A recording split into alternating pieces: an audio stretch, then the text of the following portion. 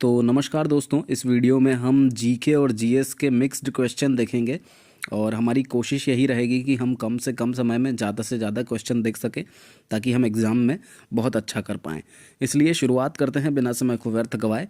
पहला क्वेश्चन है, काली मिट्टी किन राज्यों में पाई जाती है? तो काली मिट्टी जो है हमारे भारत के महाराष्ट्र, गुजरात और मध्य प्रदेश में पाई जाती है। इसके बाद अगला प्रश्न है, सर्वाधिक बॉक्साइट का उत्पादन करने वाला राज्य कौन सा है? तो सबसे ज़्यादा अगर कहीं बॉक्साइट होता है तो वो राज्य है उड़ीसा। इसके बाद अगला प्रश्न है, भारत में मसाला उत्पादन में अग्रणी कौन है? तो मसाला उत्पादन सबसे ज़्यादा होता है आंध्र प्रदेश में। इसके बाद अगला प्रश्न है, विश्व की सबसे लंबी नदी कौन सी है? तो विश्व की अगर सबसे लंबी नदी पूछ रहा है तो वो है नील नदी। इसके बाद अगला प्रश्न है, प्रायद्वीपीय भारत की सबसे लंबी नदी कौन सी है? तो प्रायद्वीपीय भारत की सबसे लंबी नदी जो है वो है गोदावरी। इसके बाद अगला प्रश्न है, भारत में सर्वाधिक चाय का उत्पादन कहाँ होता है? तो सबसे ज़्यादा चाय जो उगती है भारत में वो उगती है असम में। इसके बाद अगला प्रश्न है, नंदा देवी जैव मंडल कहाँ स्थित है?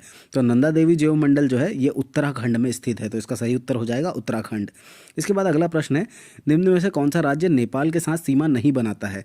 तो उत्तर प्रदेश और हिमाचल प्रदेश में हमको चुनना है, तो हिमाचल प्रदेश जो है ये नेपाल के साथ सीमा नहीं बनाता है। इसके बाद अगला प्रश्न है, आदि काव्य की संज्ञा किसे दी जाती है? तो आदि काव्य जो है उसकी संज्ञा दी जाती है रामायण को। तो हमारा जो रामायण जो है ये काव्य ऐसा है जिसको आदि काव्य कहा जाता है। इसके बाद अगला प्रश्न है, अथर्व का क्या अर्थ है? तो अथर्व का मतलब होता है पवित्र जादू। तो पवित्र जादू मतलब अथर्व होता है। इसके बाद अगला प्रश्न है, ब्रीही शब्द किसके लिए उपयोग किया जाता है? तो ब्रीही शब्द हम उपयोग करते हैं चावल के लिए, तो इसका सही उत्तर हो जाएगा चावल के लिए। अगला प्रश्न है, ऋग्वैदिक युग की प्राचीनतम संस्था कौन सी थी? तो ऋग्वैदिक युग की जो सबसे प्राचीनतम संस्था थी उसका नाम था विदत, तो इसका सही उत्तर हो जाएगा विदत। इसके बाद अगला प्रश्न है, किसने इत्ताकदारी प्रथा चलाई थी? तो इत्ताकदारी जो प्रथा थी वो चलाई गई थी इल्तुतमिश के द्वारा, तो इसका सही उत्तर हो जाएगा इल्तुतमिश। इसके बाद अगला प्रश्न है हमारा, महमूद गजनबी के आक्रमण के परिणाम स्वरूप कौन सा शहर फारसी संस्कृति का केंद्र बन गया? तो महमूद गजनबी जी ने जब आक्रमण किया तो उसके परिणाम के स्वरूप में एक शहर था जो था लाहौर अधिवेशन, वो लाहौर जो था वो शहर फारसी संस्कृति का केंद्र बन गया वहाँ पे। उसके बाद अगला प्रश्न, किस रचना में नारी को सूरा और पाशा के साथ तीन प्रमुख बुराइयों में शामिल किया गया है? तो मैत्रेयणी संहिता जो थी उस रचना में नारी को सुरा और पाशा के साथ तीन प्रमुख बुराइयों में शामिल किया गया है।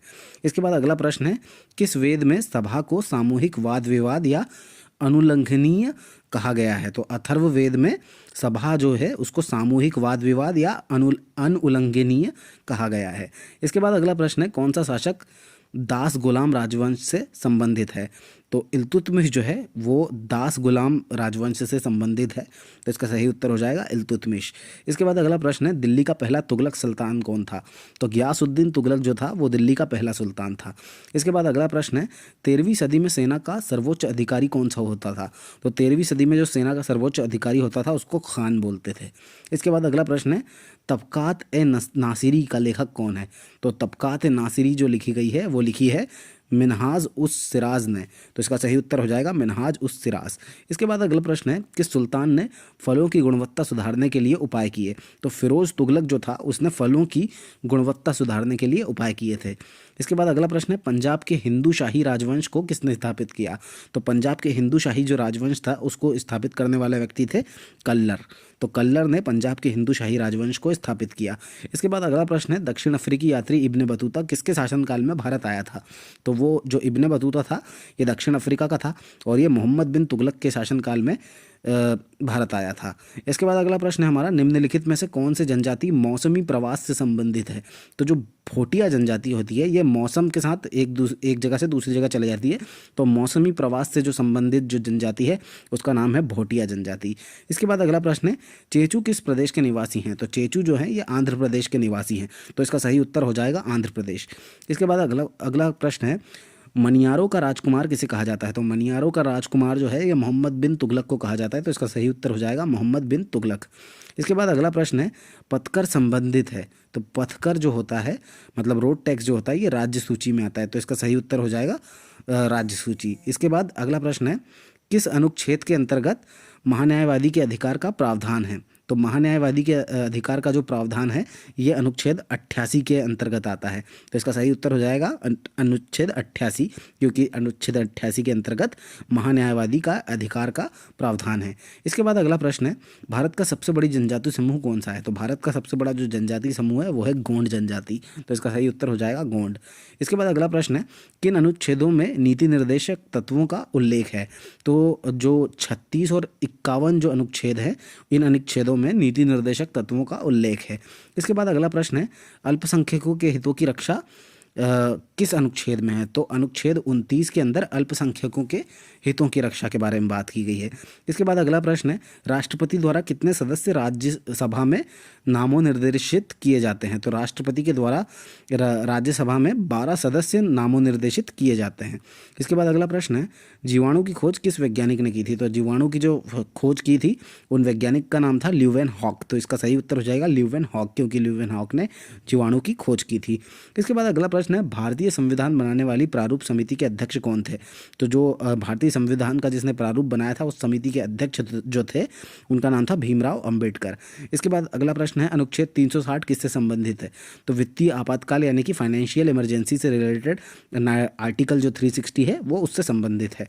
इसके बाद अगला प्रश्न है, विद्युत आवेश का एसआई मात्रक क्या है? तो विद्युत आवेश का जो एसआई मात्रक है वो है कूलॉम्ब। तो इसका सही उत्तर हो जाएगा कूलॉम्ब। इसके बाद अगला प्रश्न है, जल में वायु का बुलबुला किसकी भांति व्यवहार करता है? तो अगर जल के अंदर वायु का बुलबुला है तो वो एक अवतल लेंस की तरह बिहेव करेगा। तो इसका सही उत्तर हो जाएगा अवतल लेंस। इसके बाद अगला प्रश्न है, ध्वनि तरंगे किसके कारण प्रतिध्वनि उत्पन्न करती है? तो जो ध्वनि तरंगे होती है अगर वो प्रतिध्वनि उत्पन्न कर रही है तो इसका मतलब वहाँ पे परावर्तन हो रहा है। तो इसका सही उत्तर हो जाएगा परावर्तन, मतलब ध्वनि तरंगे जो हैं ये परावर्तन के कारण प्रतिध्वनि उत्पन्न करती हैं। इसके बाद अगला प्रश्न है हमारा, तपेदिक नामक रोग किस जीव के कारण होता है? तो तपेदिक नामक जो रोग होता है ये माइकोबैक्टीरियम के कारण होता है। तो इसका सही उत्तर हो जाएगा माइकोबैक्टीरियम, क्योंकि माइकोबैक्टीरियम के कारण तपेदिक नामक रोग होता है। इसके बाद अगला प्रश्न है हमारा, मानव शरीर की सबसे बड़ी ग्रंथि कौन सी है? तो मानव शरीर की जो सबसे बड़ी ग्रंथि है वो है यकृत यानी कि लीवर। तो इसका सही उत्तर हो जाएगा यकृत। इसके बाद हमारा अगला प्रश्न है, वॉशिंग मशीन का कार्य सिद्धांत कौन सा है? तो वॉशिंग मशीन जो है ये अपोहन के कार्य सिद्धांत पे काम करती है। तो इसका सही उत्तर हो जाएगा अपोहन। इसके बाद अगला प्रश्न है हमारा, एक्सरे की खोज किसने की? तो बैकुरल जो है इन्होंने एक्सरे की खोज की थी। तो इसका सही उत्तर हो जाएगा बैकुरल, क्योंकि बैकुरल ने एक्सरे की खोज की थी। इसके बाद अगला प्रश्न है हमारा, ध्वनि ऊर्जा को विद्युत ऊर्जा में परिवर्तित किसके द्वारा किया जाता है? तो ध्वनि ऊर्जा को अगर आपको विद्युत ऊर्जा में बदलना है तो माइक्रोफोन का आप यूज़ करेंगे। जो माइक होते हैं हमारे ये क्या करते हैं, ध्वनि ऊर्जा को विद्युत ऊर्जा में बदल देते हैं। इसके बाद हमारा अगला प्रश्न है, बर्फ़ गर्म करने पर उसका घनत्व जो है उसमें क्या होगा? तो अगर हम बर्फ़ को गर्म करेंगे तो उसकी डेंसिटी बढ़ जाएगी। तो इसका सही उत्तर हो जाएगा बढ़ेगा। इसके बाद अगला प्रश्न है हमारा, कौन सा विटामिन शरीर में भंडारित नहीं होता है? तो अगर शरीर में भंडारित नहीं होने वाले विटामिन का पूछ रहा है तो इसका सही उत्तर हो जाएगा विटामिन सी। इसके बाद अगला प्रश्न है हमारा, किसमें न्यूट्रॉन अनुपस्थित होता है? तो जो न्यूट्रॉन जो है ये हाइड्रोजन में नहीं होता है। तो इसका सही उत्तर हो जाएगा हाइड्रोजन। इसके बाद अगला प्रश्न है हमारा, मानव शरीर की सबसे बड़ी ग्रंथि कौन सी है? तो वो है यकृत।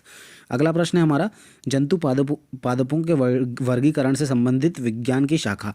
तो जंतु पादपों के जब हम वर्गीकरण करते हैं तो उससे संबंधित जो विज्ञान की शाखा होती है वो वर्गीकी कहलाती है। तो इसका सही उत्तर हो जाएगा वर्गीकी। इसके बाद अगला प्रश्न है हमारा, निकट दृष्टि दोष को ठीक किया जाता है किसके द्वारा? तो निकट दृष्टि दोष है अगर शॉर्ट साइटेडनेस है तो इसको अवतल लेंस के द्वारा ठीक किया जाएगा। इसके बाद अगला प्रश्न है हमारा, कौन सा एक प्राकृतिक बहुलक है? तो प्राकृतिक बहुलक के बारे में पूछ रहा है। तो सेल्यूलोज जो होता है ये एक प्राकृतिक बहुलक होता है। इसके बाद अगला प्रश्न है हमारा, प्रकाश संश्लेषण का स्थिर यौगिक कौन सा है? तो प्रकाश संश्लेषण का जो स्थिर यौगिक है वो है ग्लूकोज। तो इसका सही उत्तर हो जाएगा ग्लूकोज। इसके बाद अगला प्रश्न है, किस नदी की अपेक्षा समुद्र में तैरना आसान होता है? तो जो निम्न घनत्व जिसमें की डेंसिटी कम होती है उस टाइप की जो नदियाँ होती है उनकी अपेक्षा समुद्र में तैरना ज़्यादा आसान हो जाएगा। तो इसका सही उत्तर है निम्न घनत्व की नदी। निम्न घनत्व के कारण जो नदी होती है नदी की अपेक्षा समुद्र में तैरना काफ़ी आसान हो जाता है। इसके बाद अगला प्रश्न है कि लोहे का घनत्व पारे से कैसा होता है? तो लोहे का जो घनत्व होता है ये पारे से कम होता है। और इसके बाद अगला प्रश्न है हमारा, केस्कोग्राफ नामक उपकरण के आविष्कारक कौन थे? तो केस्कोग्राफ जो था उसका जो आविष्कार किया गया था वो किया गया था जगदीश चंद्र बोस के द्वारा। तो इसका सही उत्तर हो जाएगा केस्कोग्राफ का के आविष्कारक हैं जगदीश चंद्र बोस।